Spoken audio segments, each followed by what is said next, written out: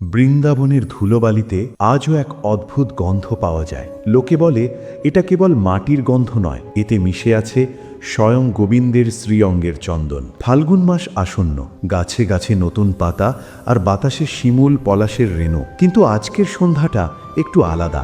যমুনার তীরে একা বসে আছে এক বালক, নাম তার শ্রীদাম। তার চোখে জল। কাল থেকে বৃন্দাবনে হরি খেলা শুরু, অথচ শ্রীদামের মনে এক গভীর প্রশ্ন, কেন এই রঙের উৎসব? কেন আমরা একে অপরকে আবিরে ঢেকে দিই? হঠাৎ একজোড়া নুপুরের শব্দে শ্রীদামের ধ্যান ভাঙল। কৃষ্ণ, কি হলো রে শ্রীদাম? কাল হরি আর তুই আজ যমুনার নোনা জলে নিজের চোখ রাঙাচ্ছিস কেন? শ্রীদাম মুছে ফেলে, কানহাই তুই এসেছিস?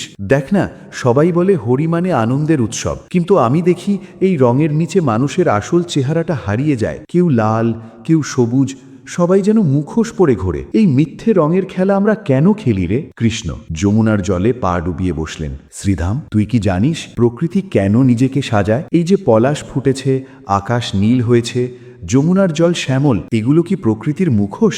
না রে বন্ধু, এগুলো হলো প্রকৃতির আনন্দ প্রকাশের ভাষা। শ্রীকৃষ্ণ শ্রীদামের মাথায় হাত রাখলেন। এক অদ্ভুত শিহরণ খেলে গেল বালকের শরীরে। কৃষ্ণ বলতে লাগলেন, মানুষের মন যখন অহংকার, ক্রোধ আর দুঃখে ভরে যায়, তখন তার জীবনটা ধূসর হয়ে পড়ে। হরি হলো সেই ধূসরতা মুছে ফেলার দিন। আমরা যখন একে অপরের গায়ে রং দিই, তখন আমরা আসলে বলছি, বন্ধু তোমার দুঃখ মুছে যাক, তোমার জীবনটা আমার দেওয়া ভালোবাসার রঙে রঙিন হোক। কৃষ্ণ, শোন শ্রীদাম, আমরা কেন রং খেলি তার আসল রহস্যটা রঙের চূর্ণে নেই, আছে মনের মিলনে। যখন তুই আবির মাখিস, তখন কি তোর জাত মনে থাকে? তখন কি তুই মনে রাখিস কে ধনী আর কে দরিদ্র?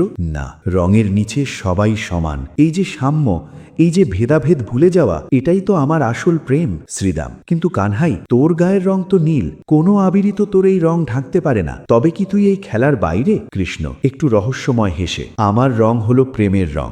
যে আমাকে ভালোবাসবে সে নিজেই আমার রঙে রাঙিয়ে যাবে, আলাদা করে আমাকে রাঙানোর প্রয়োজন পড়ে না। কিন্তু তোদের এই পৃথিবীর মানুষদের জন্য এই প্রথার প্রয়োজন আছে, যাতে অন্তত একটা দিনের জন্য হলেও তোরা ঘৃণা ভুলে একে অপরকে জড়িয়ে ধরতে পারিস। শ্রীদামের চোখের জল শুকিয়ে গেল। সে বুঝতে পারল, হরি মানে কেবল গাল রাঙানো নয়, হরি মানে হৃদয় রাঙানো। কিন্তু গল্পের তো কেবল শুরু। কাল যখন বৃন্দাবনের আকাশে আবিরের মেঘ উড়বে, তখন রাধারানী কি করবেন? কৃষ্ণ কি পারবেন রাধাকে নিজের রঙে রাঙাতে, নাকি রাধার প্রেমের কাছে কৃষ্ণ নিজেই হেরে যাবেন? বন্ধুরা, নীলমণির নীল আবির সিরিজের প্রথম পর্বে আমরা জানলাম কেন আমরা রং খেলি, কিন্তু পরের পর্বে আমরা দেখব যখন নন্দগ্রাম থেকে কৃষ্ণ রওনা হলেন বৃন্দাবনের দিকে, তখন সেখানে কি অলৌকিক কাণ্ড ঘটেছিল। দেখতে থাকুন আমাদের পরবর্তী পর্ব। ফাল্গুনী পূর্ণিমার আগের দিন বৃন্দাবনের আকাশটা আজ যেন একটু বেশি নীল। গাছে গাছে পলাশ আর শিমুল যেন আগুন জ্বালিয়ে দিয়েছে। বাতাস বলি আনছে এক অদ্ভুত সুগন্ধ। সেটা কোনো ফুলের নয়, সেটা যেন আগামী উৎসবের আমেজ। কিন্তু বর্ষানার রাজপ্রাসাদে আজ এক অদ্ভুত নীরবতা। শ্রী রাধিকা আজ বড় গম্ভীর। ললিতা, বিশাখা আর চিত্রা সখীরা সবাই মিলে আবির তৈরিতে ব্যস্ত। কিন্তু রাধার হাত যেন চলছে না। তার মনের মণিকোঠায় এক অভিমান দানা বেঁধেছে। তিনি ভাবছেন, সেই শ্যাম কি সত্যিই আমায় রাঙাতে আসবে, নাকি সে তার বাঁশির সুরে সারা বৃন্দাবনকে মাতিয়ে রাখবে আর আমি এখানে একাই বসে থাকব?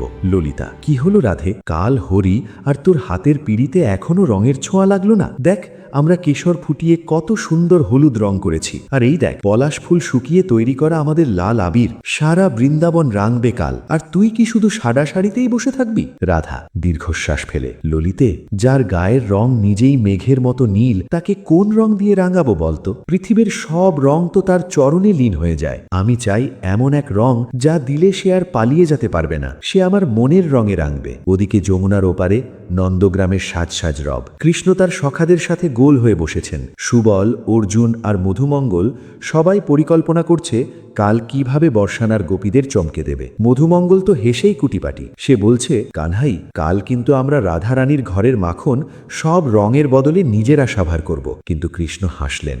সেই হাসিতে যেন সারা জগৎ রাঙিয়ে ওঠে। কৃষ্ণ, সখারা, কাল আমরা শুধু রং খেলব না, কাল আমরা শিখিয়ে দেব যে জোর করে কাউকে রাঙানো যায় না। রং মাখানো মানে হলো কারুর মনের ময়না ধুয়ে দেওয়া। রাধে আজ অভিমানে বসে আছে। সে ভাবছে আমি তাকে নীলমণির রঙে রাঙাতে পারবো কিনা। কিন্তু সে কি জানে, আমি তো তার হৃদয়ের অনুরাগের রঙে অনেক আগেই রাঙিয়ে আছি। কৃষ্ণ সখাদের বললেন, কাল কেউ কৃত্রিম রং নিয়ে বর্ষানায় যাবি না, কাল আমরা নিয়ে যাব প্রেমের পরশ। ললিতা বিশাখারা ভাবছে তারা রং দিয়ে আমাদের চমকাবে, হারাবে, কিন্তু কাল হবে ভক্তির জয়। মনে রাখিস সখারা, হরি কেবল আমোদ নয়, হরি হল আত্মার সাথে পরমাত্মার মিলন। যে আমাকে রাঙাতে চায় তাকে আগে নিজের অহংকার বিসর্জন দিতে হয়। রাত গভীর হচ্ছে। কালকের সূর্য উদয় হওয়ার আগেই বৃন্দাবন এক নতুন ইতিহাসের সাক্ষী হতে যাচ্ছে। রাধারানী তার জানলার ধারে বসে চাঁদের দিকে তাকিয়ে আছেন, আর ওদিকে কৃষ্ণ তার বিশেষ আবিরের পুটলিটা গুছিয়ে নিচ্ছেন। সেই আবির যা কোনো দোকানে পাওয়া যায় না, যা তৈরি হয়েছে ভক্তি, বিশ্বাস আর অনন্ত প্রেম দিয়ে। কিন্তু কি সেই অদ্ভুত নীল আবির, আর কেনই বা কৃষ্ণ সেটা কেবল রাধার জন্যই তুলে রেখেছেন? বন্ধুরা, নীলমণির নীল আবির সিরিজের দ্বিতীয় পর্বে আমরা দেখলাম প্রস্তুতির পালা। কিন্তু কাল সকালে যখন দুই দলের মুখোমুখি দেখা হবে, তখন কার রং জয়ী হবে? শ্রীকৃষ্ণের চাতুরী নাকি রাধার অগাধ প্রেম? জানতে হলে চোখ রাখুন আমাদের তৃতীয় পর্বে। জয় শ্রীকৃষ্ণ। রাত্রি শেষ হল। কুয়াশার চাদর সরিয়ে সূর্য যখন বৃন্দাবনের আকাশে উঁকি দিল, তখন দেখা গেল এক অদ্ভুত দৃশ্য। আজ সূর্যের আলো যেন সোনালি নয়, বরং একটু বেশি রক্তিম। আজ পূর্ণিমা। বারসানার পথে পথে ছোট ছোট গোপী আর সখারা লাল হলুদ চেলিতে সেজে উঠেছে। প্রত্যেকের হাতে রূপোর থালায় সাজানো গুলাল। কিন্তু সবার চোখ পথের দিকে। কখন আসবে সেই নন্দের দুলাল? কখন শুরু হবে আসল রঙের যুদ্ধ? হঠাৎ শোনা গেল হাজার হাজার নূপুরের নিক্কণ আর বলরামের শিঙার শব্দ। কৃষ্ণ আসছেন। কিন্তু এ কি? কৃষ্ণের সাথে তার সখারা কেউই সাধারণ বেশে নেই। তারা যেন আজ এক অদৃশ্য যুদ্ধের জন্য প্রস্তুত। ওদিকে ললিতা আর বিশাখা পথের মাঝখানে দাঁড়িয়ে পড়লেন। তাদের হাতে বড় বড় পাত্রে গোলা রং। ললিতা চেঁচিয়ে উঠলেন, থাম হে কালিন্দির চোর! বারসানার মাটি আজ তোমার জন্য সহজ হবে না। আগে আমাদের প্রশ্নের উত্তর দাও, তারপর এগোবে। কৃষ্ণ একটু হেসে, ললিতে, আজ প্রশ্নের দিন নয়, আজ নিজেকে হারিয়ে ফেলার দিন। আমরা তো খালি হাতে এসেছি তোমাদের ভক্তির রঙে নিজেদের রাঙাতে। আমাদের কেন বাধা দিচ্ছ? বিশাখা, চাতুরি ছাড়ো খানহাই। আমরা জানি তুমি আমাদের সব আবির চুরি করার ফন্দি করেছ, কিন্তু আজ রাধারানী আমাদের সেনাপতি। তার অনুমতি ছাড়া তুমি এক পাও নড়তে পারবে না। শুরু হলো প্রথম রঙের খেলা। সখীরা একযোগে শুরু করলো আবির বর্ষণ। চারিদিকের বাতাস লাল আর আবিরি রঙে ঢেকে গেল। কেউ কাউকে দেখতে পাচ্ছে না, কেবল শোনা যাচ্ছে হাসাহাসি আর আনন্দের হিল্লোল। কিন্তু কৃষ্ণ কৃষ্ণ সেখানে দাঁড়িয়েও যেন নেই। সখীরা যত রং তার দিকে ছুটছে, সব যেন বাতাসে বিলীন হয়ে যাচ্ছে। কৃষ্ণের পীতাম্বর ধুতি অর্থাৎ হলুদ বস্ত্র একটুও মলিন হলো না। মধুমঙ্গল হেসে বলল, ওরে, তোরা বৃথায় চেষ্টা করছিস। আমার বন্ধু যে পৃথিবীর সব রঙের মালিক, তাকে তোরা বাইরের রং দিয়ে কিভাবে রাঙাবি? ঠিক সেই মুহূর্তে ভিড় ঠেলে সামনে এলেন স্বয়ং শ্রী রাধা। তার হাতে কোনো থালা নেই, কোনো আবির নেই। তিনি শান্ত চোখে কৃষ্ণের দিকে তাকালেন। চারিদিকের কোলাহল যেন মুহূর্তে স্তব্ধ হয়ে গেল। রাধা বললেন, সবাই তোমাকে রাঙাতে চায় শ্যাম, কিন্তু আমি তোমাকে আড়াল করতে চাই। তোমার এই অকলঙ্ক রূপ আমি নষ্ট হতে দেব না। তবে কি আজ আমি হার মেনে নেব? কৃষ্ণ, রাধে, তুমি হারলে তো আমার জয় অসম্পূর্ণ থেকে যাবে। আজ আমি এমন এক রং এনেছি যা তোমাকে দিতে আমার এই মর্তে আসা। দেখো তো চিনতে পারো কিনা? কৃষ্ণ তার উত্তরীয় পকেট থেকে একটি ছোট্ট রেশমি থলি বের করলেন। সেটি খুলতেই এক মায়াবী নীল আভা সারা বৃন্দাবনের আকাশে ছড়িয়ে পড়ল। সে এক এমন নীল যা দেখলে মনে হয় যেন হাজার হাজার নীল পদ্ম একসাথে ফুটে উঠেছে। রাধা বিস্ময়ে হতবাক হয়ে গেলেন। এই কি সেই নীলমণির নীল আবির যা পাওয়ার জন্য রাধা যুগে যুগে অপেক্ষা করেছেন? কিন্তু এই নীল আবিরের রহস্য কি? বন্ধুরা, নীলমণির নীল আবির সিরিজের তৃতীয় পর্বে আমরা দেখলাম যুদ্ধের শুরু। কিন্তু কৃষ্ণের এই অদ্ভুত নীল আবির কেন গোপীদের সাধারণ রঙকে ফিকে করে দিল? আর রাধা যখন ওই আবির স্পর্শ করলেন, তখন তার মধ্যে কি পরিবর্তন এলো? জানতে হলে আমাদের চতুর্থ পর্বের জন্য অপেক্ষা করুন। জয় শ্রী রাধে কৃষ্ণা। বাতাস থমকে গেছে। বৃন্দাবনের পশু পাখি, এমনকি যমুনার ঢেউগুলো যেন এক মুহূর্তের জন্য স্থির হয়ে গেল। সবার চোখ কৃষ্ণের হাতের সেই ছোট্ট রেশমি থলিটার দিকে। সেখান থেকে বেরোনো নীল আবির কোনো সাধারণ মাটির ধুলো নয়, সেটি যেন স্বয়ং আকাশের নীলিমা আর ব্রহ্মাণ্ডের সমস্ত শান্তিকে এক জায়গায় ঘনীভূত করে তৈরি করা হয়েছে। সখীরা যারা একটু আগে চিৎকার করছিল, তারা এখন নির্বাক। এই প্রথমবার বৃন্দাবনে লাল বা হলুদের বদলে নীলের রাজত্ব শুরু হয়েছে। এ কি দেখালে শ্যাম? এ তো কোনো আবির নয়, এ যেন এক অলৌকিক জ্যোতি। বৃন্দাবনের মাটিতে তো কোথাও এই নীল রং নেই, তবে কি তুমি এটি বৈকুণ্ঠ থেকে নিয়ে এলে? কৃষ্ণ একটু রহস্যময় হেসে বললেন, রাধে, এই নীল আমি কোথাও থেকে আনিনি, এটি তোমারই ভালোবাসার রং। তুমি যখন গভীর রাতে যমুনার তীরের নির্জনে বসে আমার কথা চিন্তা করো, তোমার সেই বিরহ আর প্রেমের নীল অশ্রুগুলো একত্রিত হয়ে এই আবির তৈরি হয়েছে। এটি কোনো বাইরের রং নয়, এটি অন্তরের অনুরাগের রং। কৃষ্ণ এক মুঠো নীল আবির হাতে নিলেন, তিনি রাধার দিকে পা বাড়ালেন। সখীরা পথ ছেড়ে দিল। কৃষ্ণ আলতো করে সেই আবির রাধার কপালে ছুঁয়ে দিলেন। এ কি অলৌকিক দৃশ্য! রাধার সোনার মতো ফর্সা গায়ের রং নিমেষের মধ্যে কৃষ্ণের শ্যামল বর্ণে ঢেকে গেল, আর ওদিকে রাধার স্পর্শে কৃষ্ণের শ্রী অঙ্গ থেকে যেন সোনার জ্যোতি বেরোতে লাগল। ভক্ত আর ভগবানের মধ্যে যে ভেদাভেদ তা সেই মুহূর্তে মুছে গেল। গোপীরা অবাক হয়ে দেখল, রাধা আর কৃষ্ণ যেন আলাদা কোনো সত্তা নন, তারা একই রঙের দুটি পিণ্ড। এই নীল আবির আসলে অহংকার নষ্টের প্রতীক। কৃষ্ণ বোঝাতে চাইলেন, যখন আমরা কাউকে সত্যিকারে ভালোবাসি তখন আমরা তাঁর রঙে রাঙিয়ে যাই। রাধা কৃষ্ণের নীল রং গ্রহণ করলেন, আর কৃষ্ণ রাধার গৌর বর্ণ ধারণ করলেন। বৃন্দাবনে আজ হরি মানে কেবল উৎসব নয়, হরি মানে একাত্ম হয়ে যাওয়া। ললিতা বিস্ময়ে বলল, রাধে, তোকে তো আর চেনা যাচ্ছে না, তুই তো একদম কৃষ্ণের মতো হয়ে গেছিস। রাধা স্মিত হেসে বললে, আজ থেকে তো আমি আর আমি নেই ললিতে, আজ থেকে আমি শ্যামময়ী হয়ে গেছি। এই নীল আবির তো আমায় মুক্তি দিয়ে দিল। সারা বৃন্দাবন আজ সেই নীল আবিরে ঢেকে গেছে, যেন মনে হচ্ছে আকাশ মাটিতে নেমে এসেছে। কিন্তু এই আনন্দের মাঝেই বিপদের ছায়া দেখা দিল।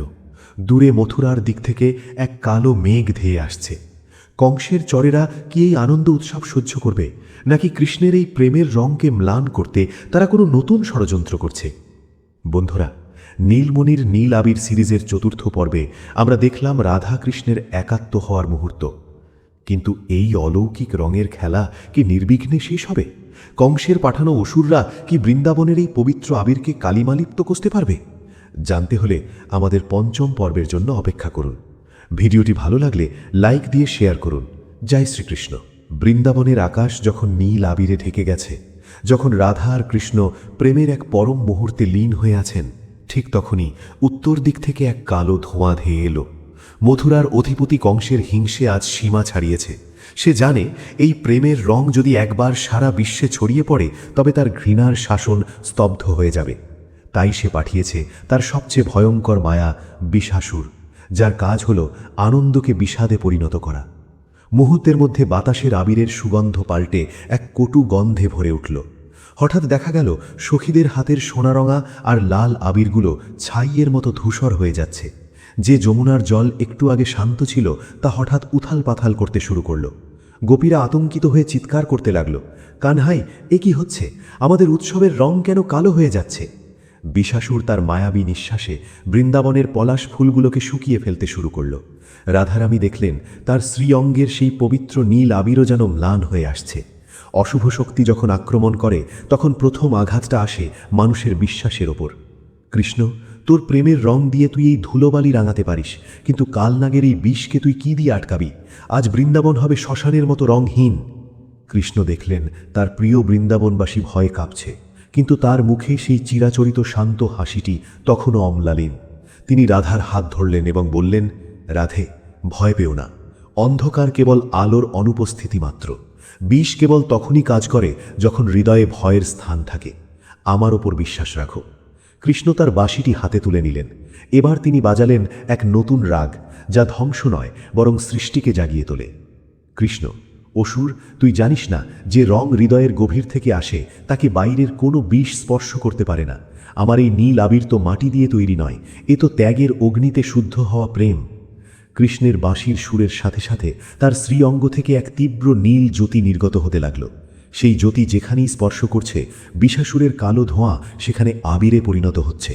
অলৌকিক ব্যাপার। অসুরের বিষ যখন কৃষ্ণের প্রেমের স্পর্শে এলো তখন তা তার ধ্বংসাত্মক ক্ষমতা হারিয়ে এক অদ্ভুত সুগন্ধি ধূপে পরিণত হল। বৃন্দাবনের প্রতিটি কোণ আবার নীল রঙে ঝলমল করে উঠল। বিষাসুর নিজের পরাজয় বুঝতে পেরে ধোঁয়ার মতো মিলিয়ে গেল। বিপদ কেটে গেল। কিন্তু রাধারানী লক্ষ্য করলেন কৃষ্ণের শ্রীঅঙ্গ এই যুদ্ধের পর আরও বেশি উজ্জ্বল হয়ে উঠেছে। তিনি বুঝলেন প্রতিটি বাধা আসলে প্রেমকে আরও শক্তিশালী করতে আসে। কিন্তু এই ঘটনার পর মথুরায় কংস কি চুপ করে বসে থাকবে? আর এই অলৌকিক নীল আবির কি কেবল বৃন্দাবনেই সীমাবদ্ধ থাকবে, নাকি মহাবিশ্বের প্রতিটি ভক্তের হৃদয়ে পৌঁছবে? কিন্তু তার আগে কৃষ্ণকে দিতে হবে এক কঠিন পরীক্ষা, যার নাম বিরহ। বন্ধুরা, নীলমণির নীল আবির সিরিজের পঞ্চম পর্বে আমরা দেখলাম কিভাবে অশুভ শক্তিও কৃষ্ণের প্রেমের কাছে হার মানে। কিন্তু এরপর কি হবে? ষষ্ঠ পর্বে আমরা দেখব যে হরি শেষ হওয়ার পর যখন বিচ্ছেদের সুর বাজে, তখন সেই নীল আবির কিভাবে রাধার সাথী হয়ে থাকে। আমাদের সাথে থাকুন। জয় শ্রীকৃষ্ণ। উৎসবের কোলাহল থেমে গেছে, মশালগুলো নিভে এসেছে একে একে। যে বর্ষানা একটু আগে আবিরের রঙে মাতোয়ারা ছিল, সেখানে এখন এক নিবিড় নিস্তব্ধতা। পূর্ণিমার চাঁদ যখন পশ্চিম আকাশে ঢলে পড়ছে, ঠিক তখনই যমুনার তীরে একা দাঁড়িয়ে আছেন শ্রী রাধিকা।